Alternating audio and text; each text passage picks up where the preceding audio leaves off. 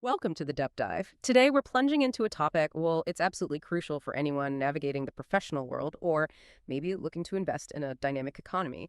We're talking about human resources, employment, and the fascinating, sometimes challenging landscape of the Saudi Arabian job market.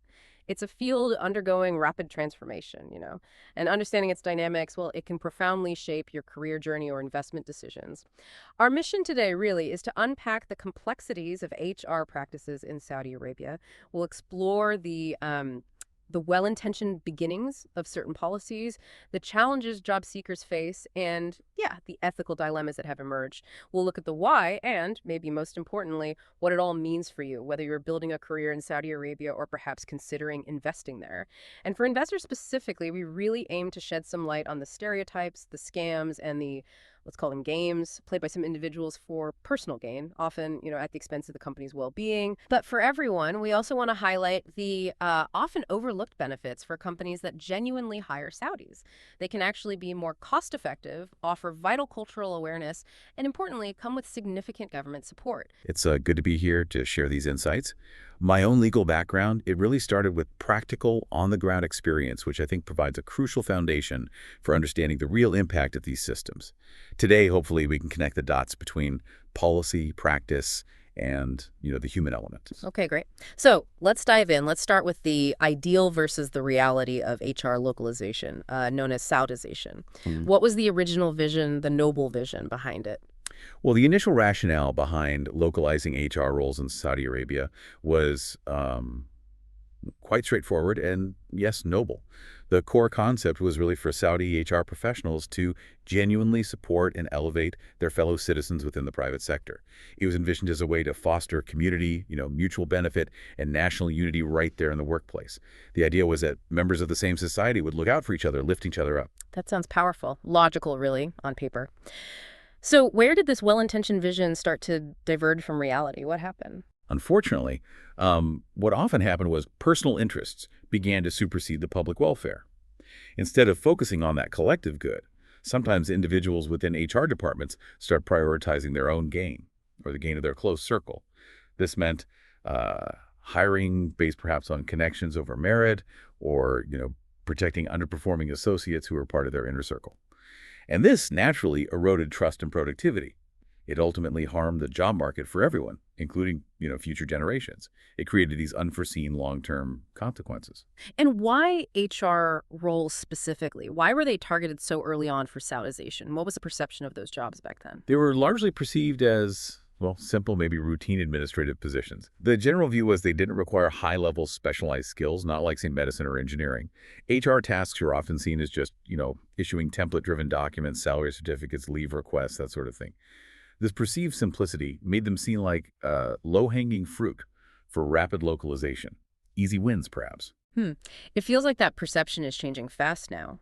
You've mentioned that globally there's sometimes a view of HR roles being more suitable for women, citing a prophetic saying about individuals being facilitated for what they were created for.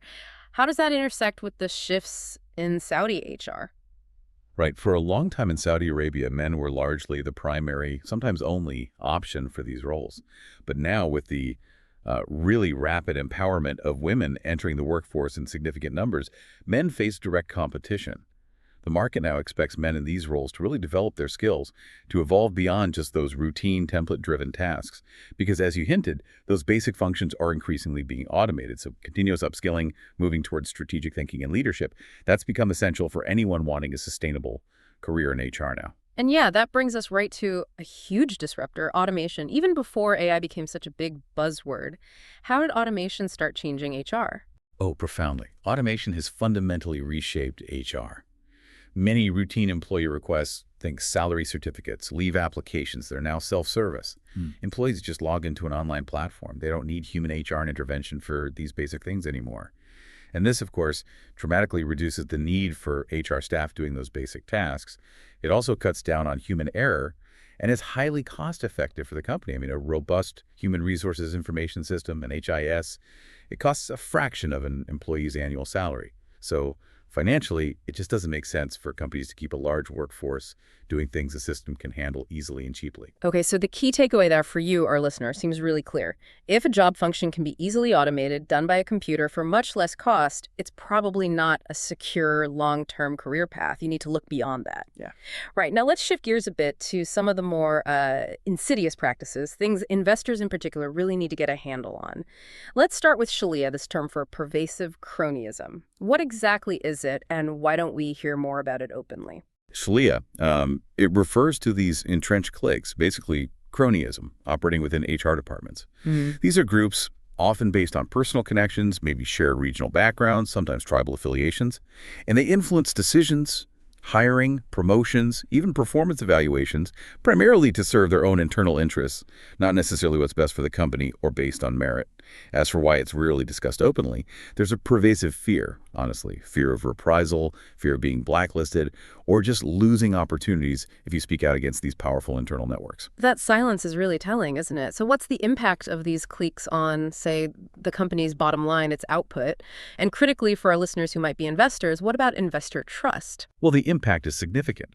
They compromise efficiency because the best people aren't always hired or promoted. They can stifle innovation because new ideas might challenge the status quo of the clique, and talent acquisition becomes poor. For investors, this fosters mediocrity over excellence and fairness. But even more damaging, perhaps, is how it harms the reputation of Saudis in the job market. Let me give an example. You might have a lazy or incompetent employee who is protected solely because of their connections, despite Saudi labor law having clear provisions for accountability and performance management. This protection, driven by Shalia, creates this deeply damaging misconception among foreign employers that, oh, you can't easily terminate a Saudi employee under the law. And I want to be absolutely unequivocally clear, that is untrue. Saudi labor law provides clear mechanisms for performance management and termination for cause. It's the unethical HR practices stemming from Shalia that circumvent the law and create this false, harmful narrative. Wow. So this stereotype then actively discourages foreign companies from hiring Saudis. They fear getting stuck with underperformers they can't manage. Precisely. It becomes a vicious cycle. They fear this unmanageable burden, which isn't actually based on the law itself. So competent, skilled Saudis end up being systematically excluded just because they don't have the right connections. Their impressive resumes might just get tossed aside. Exactly. I've personally heard anecdotes from foreign managers who express genuine surprise when they meet competent Saudis with excellent skills and English proficiency. They ask, why don't we have employees like this in our company? It highlights the huge disconnect caused by these internal Shalia barriers. The talent is there, but it's often blocked. You can contrast this sharply with those Saudis who have built successful careers from scratch, maybe using social media, leveraging their skills, working incredibly hard. Their success proves it's possible without internal connections, but it also starkly reveals the incredibly difficult uphill battle that many others face. Okay, this leads us directly into another deeply problematic practice, something you called phantom Saudization, or in Arabic, Alsauda Alwahemia. What is this? And talk about the harm it causes, both immediate and long-term. Right. Phantom Saudization. This is where companies will formally employ Saudis, but at very, very low wages, and crucially, without actually requiring them to show up or do any real work. The sole purpose is to meet the government's Saudization quotas, which are often necessary to obtain visas for foreign workers they actually want to employ. It's essentially a facade, window dressing. The immediate harm. It severely damages the reputation of Saudis in the job market.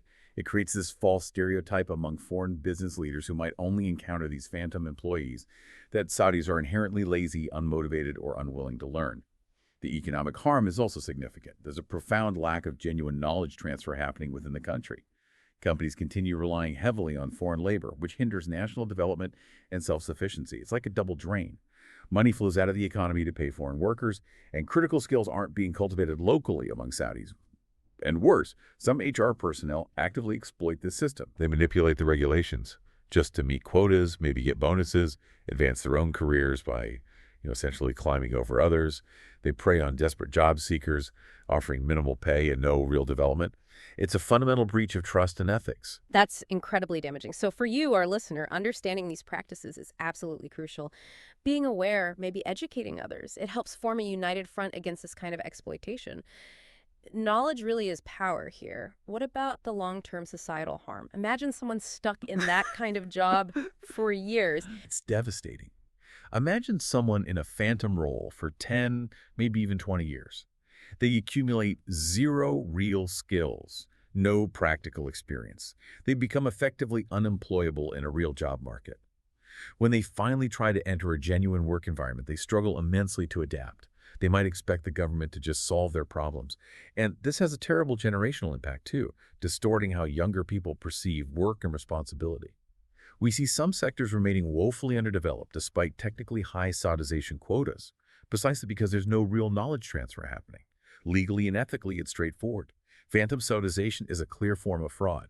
It's fraud against the system, against the government's intentions, and against the individuals themselves, and it has consequences. Judges in labor courts generally do not accept the testimony of HR workers found to be manipulating regulations this way.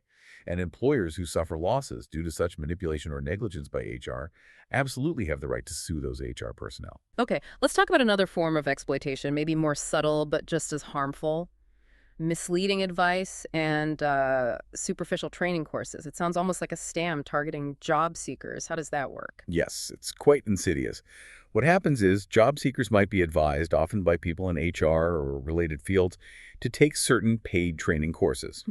These courses are often in superficial areas with very little actual market value. They might be offered at specific, sometimes obscure training centers, and it's implied or sometimes stated that completing these courses is a prerequisite for getting hired.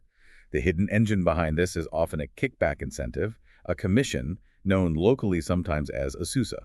The referrer gets paid for each person they enroll in the course. So the advice isn't driven by what's genuinely best for the job seeker's development, but by the referrer's personal financial gain. Right. And you mentioned encouraging critical thinking here, asking why some courses are incredibly cheap, maybe 50 or 150 rials, while others are vastly more expensive, like 15,000 rials. What's the rule of thumb you suggest for our listeners? A crucial rule of thumb is this. Any very cheap training course likely has many, often superior, free alternatives readily available online. And we need to make a really important distinction here. A simple training certificate, say, for completing a basic Excel course is generally not a prerequisite for employment. Employers care about whether you can actually do the job, demonstrate the skill. They can assess that during a trial period. This is fundamentally different from a professional license, like for a doctor, a lawyer, a CPA, which is legally mandatory to practice that profession, or an operating license, like a driver's license or a forklift operator's license. The misleading information comes when people suggest these basic training certificates are requirements for getting a job. That's usually false, and often just designed to get people to pay for unnecessary courses. So people should look for free, high-quality alternatives first. You mentioned things like YouTube, Khan Academy, Coursera has audit options, and especially Durab. Absolutely. The internet is full of high-quality free resources. And yes, Durab is a fantastic initiative here in Saudi Arabia. It's a government-supported electronic training platform by the Human Resources Development Fund. It offers excellent courses, completely free, and even provides certificates upon completion. Honestly, it's gotten to the point where, for an experienced professional, listing a basic course like Microsoft Excel on their CV is almost, well, some might even say shameful.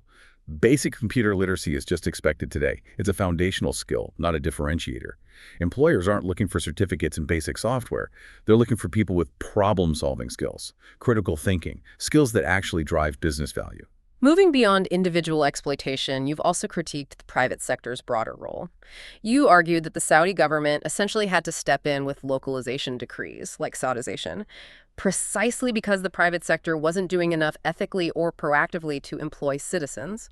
It's exactly. The government's intervention, the Saudization mandates, they weren't created in a vacuum. They were largely a reactive measure. It was a response to a widespread failure within parts of the private sector to genuinely integrate qualified Saudi citizens into the workforce. Often the preference was for cheaper foreign labor or finding ways to circumvent regulations rather than embrace the spirit of employing nationals. This also connects, I think, to a relative lack of public accountability compared to some other regions.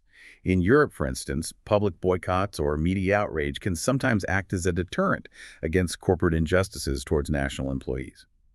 That level of societal pressure hasn't always been as pronounced or effective here, which has allowed some problematic practices to persist longer than they should have.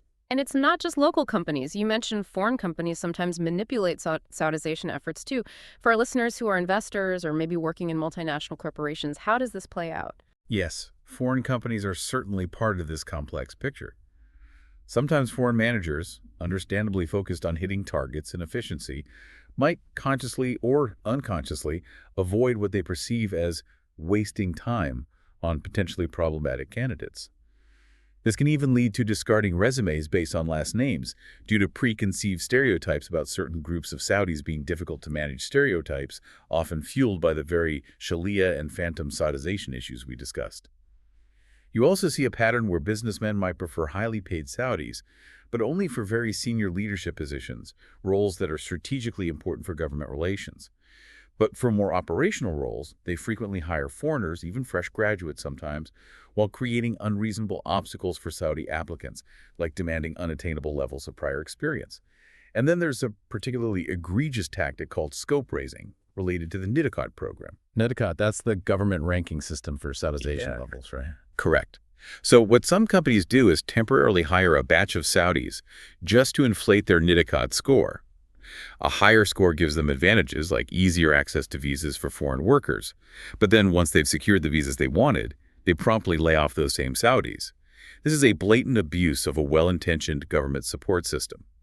And it's particularly cynical because the government, through the HRDF, actually subsidizes half of that Saudi employee's salary for the first 2 years.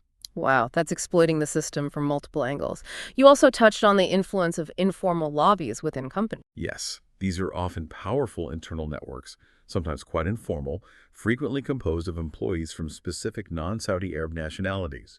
They can exert undue influence over hiring and promotions within their departments or the company as a whole.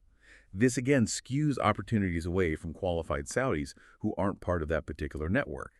As a consequence, you often see Saudis relegated to roles with less impact or growth potential, like the traditional mulkab, the government liaison role, whose function is rapidly diminishing anyway, thanks to e-government services, or maybe housing supervisor, roles that don't offer much career progression.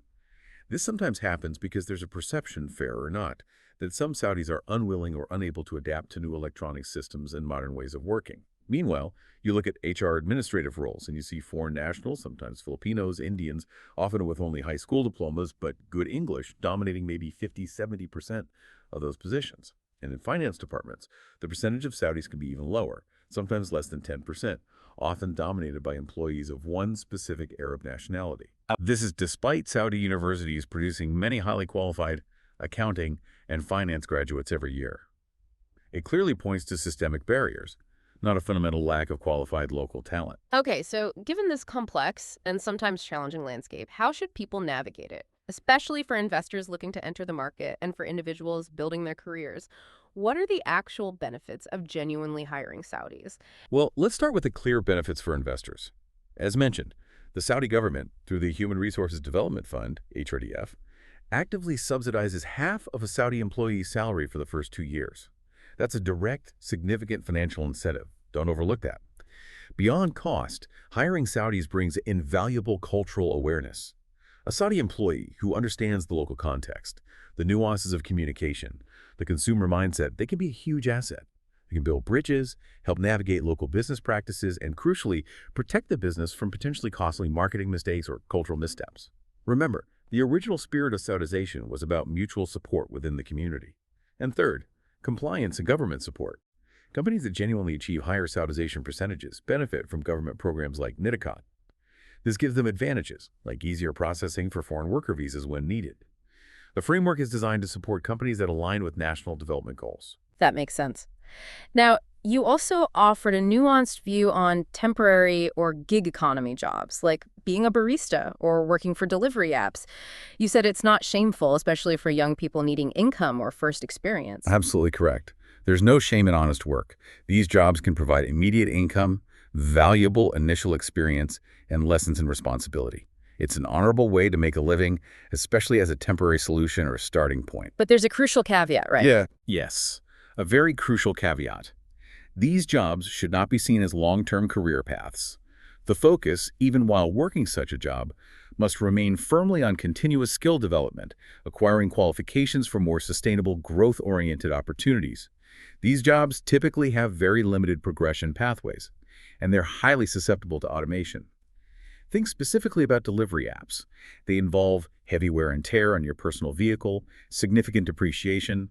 They consume a lot of your valuable time for relatively low pay, especially when you factor in all costs. And the technology for autonomous delivery is advancing rapidly, threatening the long-term viability of these roles. Furthermore, local Saudi drivers often find it hard to compete with foreign workers who might be operating illegally, or on different visa statuses that allow them to accept much lower fees, partly due to currency exchange rate advantages. So the core message really comes back to strategy. Invest your time and effort in building strategic, in-demand skills. Skills that aren't easily automated, outsourced, or turned into a low-value commodity. Yes, exactly. Project managers, company leaders, they aren't just looking for someone who can deliver a package or serve coffee. They're seeking competent individuals with valuable skills who can help achieve high-value strategic goals for the business. And this ties back to the silence and hypocrisy we touched on earlier. Many people are aware of these systemic issues, the Shalia cliques, the phantom jobs, the misleading course advice, but they stay silent. Why? Fear of reprisal from those powerful HR gatekeepers. And this silence just perpetuates the cycle. You even see hypocrisy where some HR gatekeepers demand high-level skills, like advanced Excel proficiency or fluent English, from job seekers, while they themselves might lack those very skills, perhaps confusing using Google Translate with genuine language proficiency. It all reinforces the point that the government's decision to enforce job Saudization wasn't arbitrary. It was, in many ways, a direct and necessary response to a fundamental failure by parts of the private sector to ethically and proactively employ its own citizens. Wow, what a deep dive indeed. We've certainly uncovered layers of complexity within the Saudi HR and employment landscape today. We explored the well-intentioned goals of Saudization, but also the unfortunate reality of how things like cliques and phantom Saudization have really undermined those efforts, and the painful impact that has on individuals and the national economy. And hopefully this deep dive illuminates just how critical thinking about information is. Discerning the true value of a training certificate versus actual, practical, demonstrable skills, that's absolutely essential. It highlights the importance of recognizing exploitation when you see it and finding ways to stand firm against it. Ultimately, personal responsibility, continuous self-development, and fostering collective awareness are really key to building a fairer, more equitable job market for everyone. Yeah, it really drives home that point. Knowledge is power. It empowers you, the listener, to make informed decisions. Decisions about your skills, your job search strategy, the opportunities you pursue. So you don't fall victim to misleading advice or exploitative practices. It really is about taking control of your professional destiny. And perhaps this leaves us with a provocative thought for you, our listener. Given these insights into the complexities, the potential pitfalls of this job market, how might you approach your own career development or your job search differently starting today? What tangible steps might you take to ensure you're not just finding a job, but actually building a truly valuable and sustainable future for yourself? Acquiring genuinely in-demand skills, and how can you contribute positively to your community rather than inadvertently propping up some of the very systems we've discussed today? A powerful thought to end on. Thank you so much for joining us on this deep dive. We really hope this conversation has given you a clearer picture and maybe some actionable insights. Until next time, keep digging deeper.